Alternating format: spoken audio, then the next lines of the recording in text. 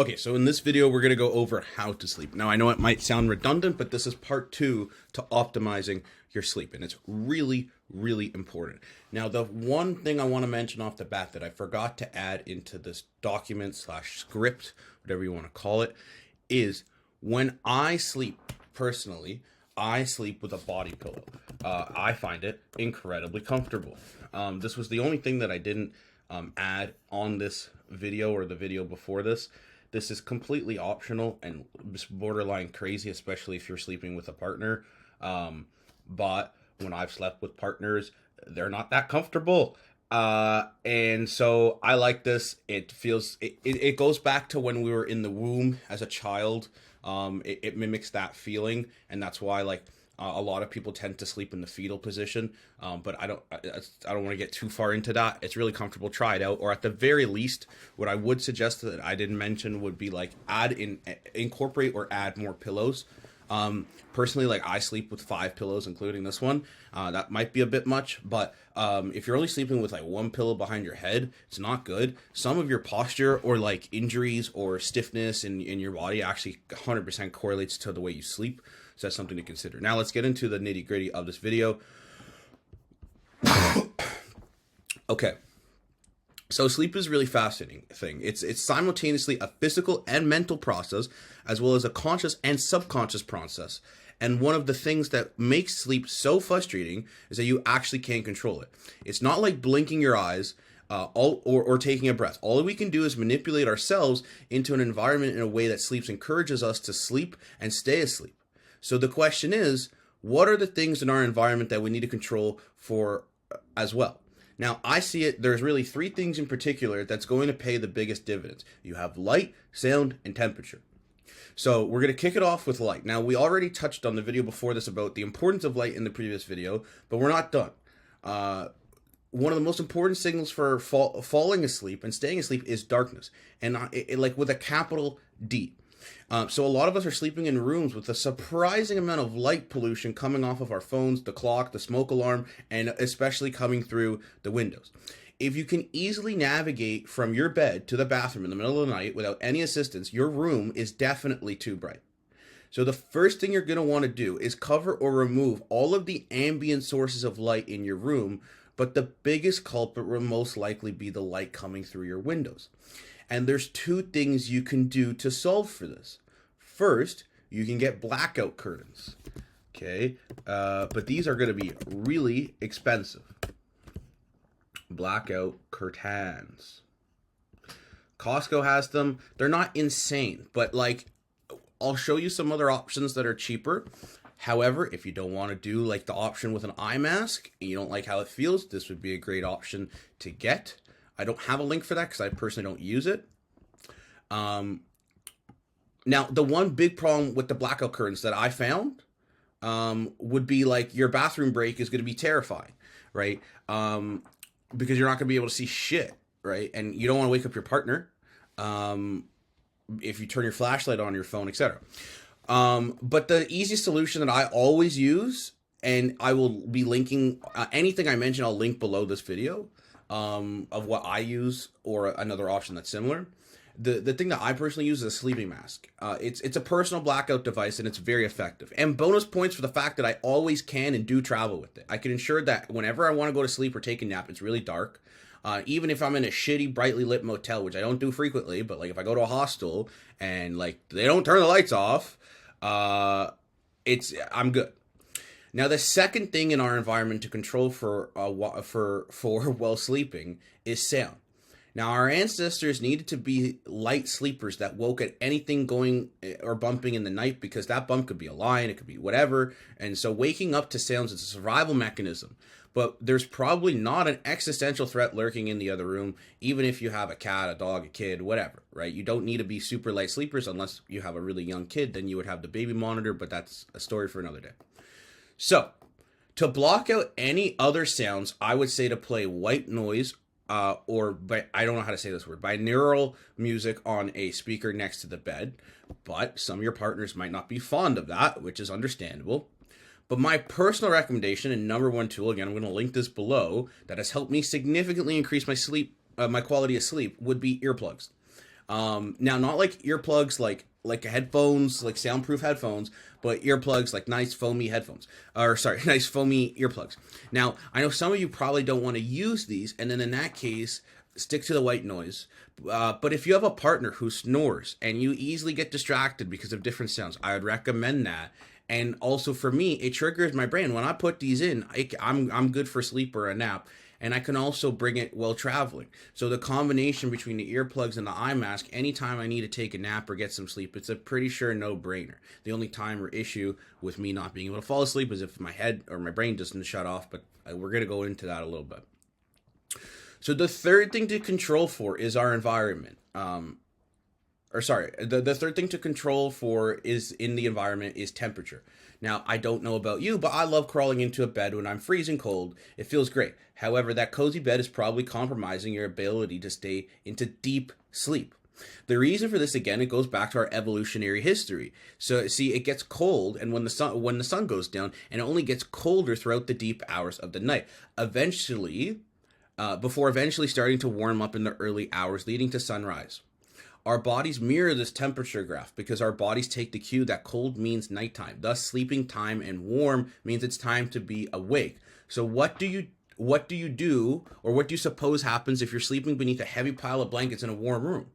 That's right, you're going to struggle to sleep and really sink into deep states of sleep where muscular and cellular regeneration occurs. That's very, very important, right? So the optimal sleeping temperature is probably somewhere in I'm in Canada, so we do Celsius and not Fahrenheit. I think this is like 50 Fahrenheit or something like that. I'm not sure.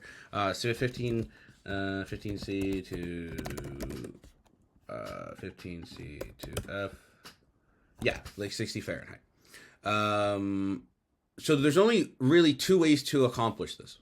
The first is to use an AC before you go to sleep, or time your heater to the AC. But it's not a perfect solution because, like, your modern bed is designed to trap heat inside of it. So even if the air temperature is cool, the mattress beneath you and all those blankets are heating up, they're going to be above your ideal threshold. And ultimately, like, let's be real, your partner or your kid or whoever, X, Y, and Z, they're going to be like, no, it's way too cold, especially if you're on the older side.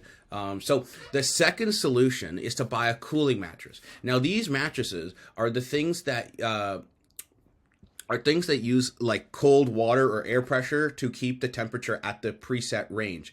And honestly, it's game changing. It's amazing. Now, full disclosure, these things are ridiculously pricey. But I'm not going to lie, because buying one was one of the single greatest investments that I've ever made over the last 3 years. Stay hydrated.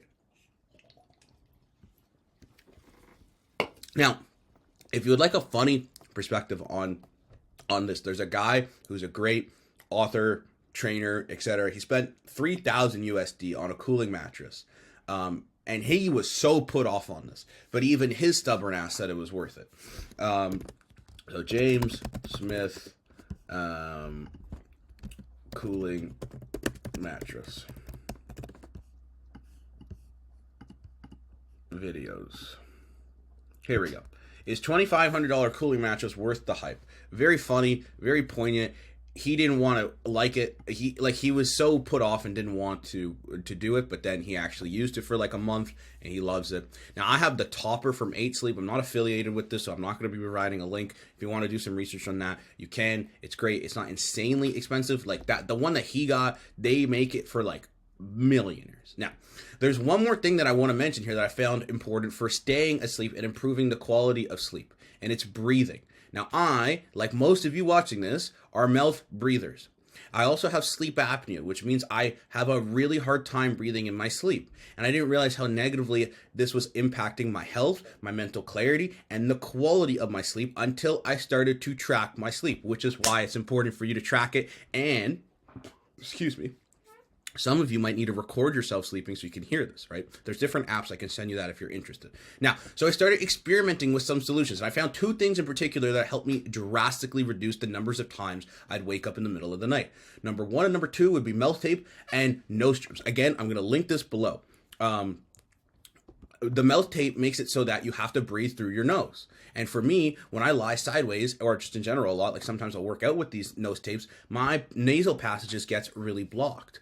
So it opens up the nasal passages so I don't suffocate trying to get enough air in, right? So introducing these two tools into my sleep routine has been an absolute game changer, and I could not recommend them highly enough. So my three biggest things that I always use, no matter what: the eye mask, the earplugs, and then the combination between the mouth tape and the nose tape. Yes, I might look ridiculous if I'm on an airplane or a bus or whatever, I'm taking a nap. I don't care. I don't care because I really need good quality sleep. Now, the last piece of the sleep puzzle is how to wake up. One of the most interesting things I discovered in all my research around sleep is that how you wake up actually plays a very large role in how you ultimately fall asleep again. So later that night, in particular, the thing that seems no matter the most is getting natural sunlight in your eyes first thing upon waking up. Now, we've already discussed the importance of light and getting a good night's sleep multiple times, but here crops up yet again. See, for a lot of years, our ancestors woke up with the rising sun, so the initial burst of the light had a regulatory effect on our circadian rhythm. And here's an overly simplified way of thinking of that.